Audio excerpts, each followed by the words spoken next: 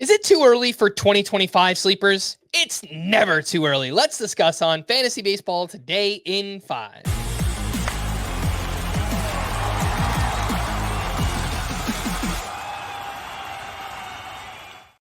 Welcome into FBT in 5 on Saturday, October 12th. I am Frank Stampfl, joined by Chris Towers, and let's talk about some way too early sleepers for 2025.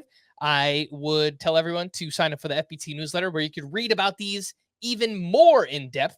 But Chris, we will start with Parker Meadows, part of the Tigers and this fantastic postseason run.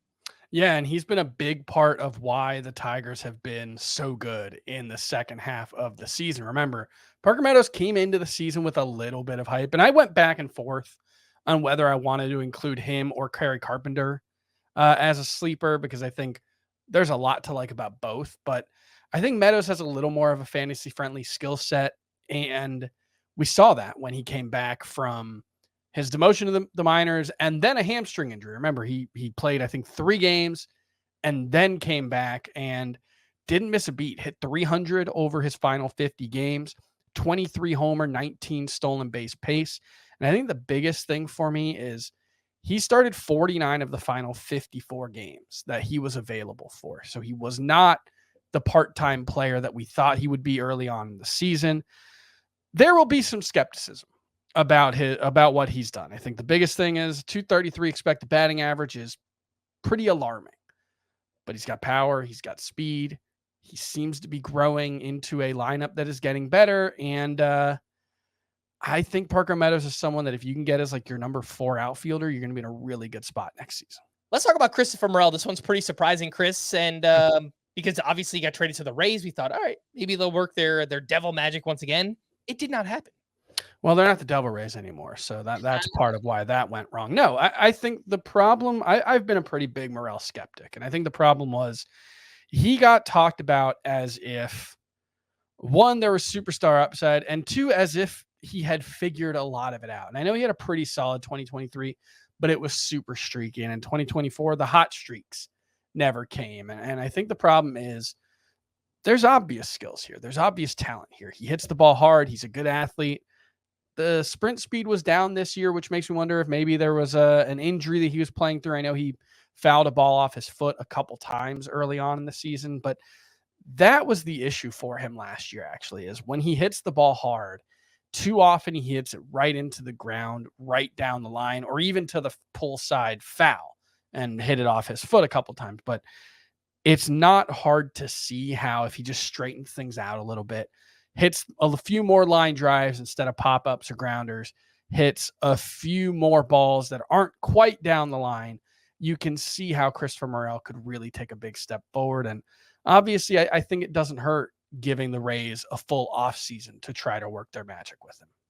I'm going to pair these next two together, Chris, because they are kind of related, in my opinion, because they both dealt with injuries this past season. Evan Carter season was just completely derailed by a back injury, which does worry me a little bit about his long-term potential. And then it turns out Nick Lodolo was pitching through an injury for quite some time. But before that injury, he actually looked like he was kind of breaking out already. So talk to me about Evan Carter and Nick Lodolo.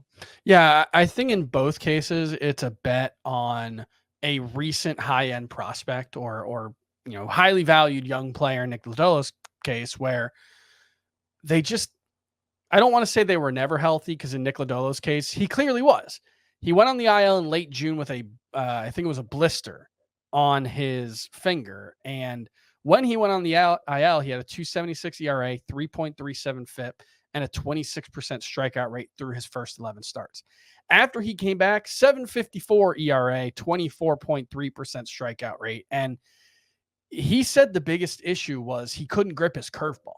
That he was, because of the blister, he was fiddling with the grip or couldn't get it quite right, and it was causing him to actually end up injuring the finger, which ultimately ended his season. He had trouble even just straightening it out after the game, his middle finger. So that seems like a pretty good indication that Nick Lodolo's finger was the primary cause of his injury. And that's not to say that it won't be an issue in 2024, but he had a whiff rate over 50% with the pitch in each of April and May. His curveball expected below 200 in each month.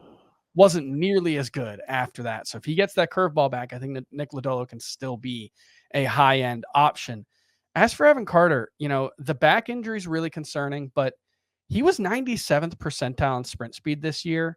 So the athleticism was still there, still had very, very good plate discipline. He just wasn't impacting the ball. I think that's a long-term question about his upside. How is there 25 homer power here? I'm not sure that there is, but I expect the whole Rangers lineup to bounce back in 2024. And I think Evan Carter is going to be a big part of that. Let's move on to DJ Herges, who has this kind of collection of pitches. Mm-hmm. I don't know that he has an elite pitch. Fastball might be, because I had a whiff rate over 30%, but it kind of looks like he has at least 3 solid pitches here to work with. That's the thing, is he had a 27.7% strikeout rate as a rookie.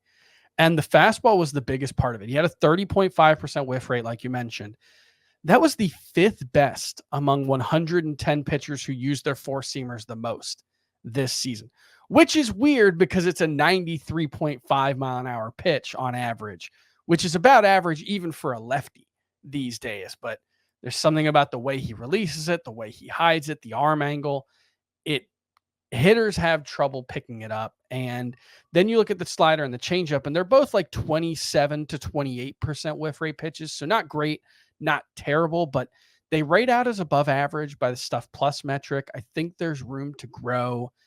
I think DJ Herges, the Nationals don't have the best track record of developing the young pitcher, so it's not like a super strong bet that I want to make, but I think he's going to be someone who enters the season with very little hype, could be outside of the top 200 in ADP if I had to guess. I will be taking a lot of DJ Herges there.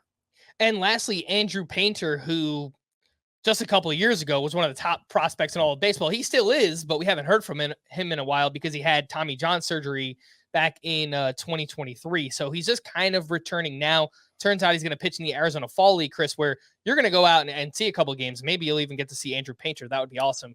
Really hope so. Talk to me about what you might be hoping for in 2025. All right, so here's the 2 things I want to start with.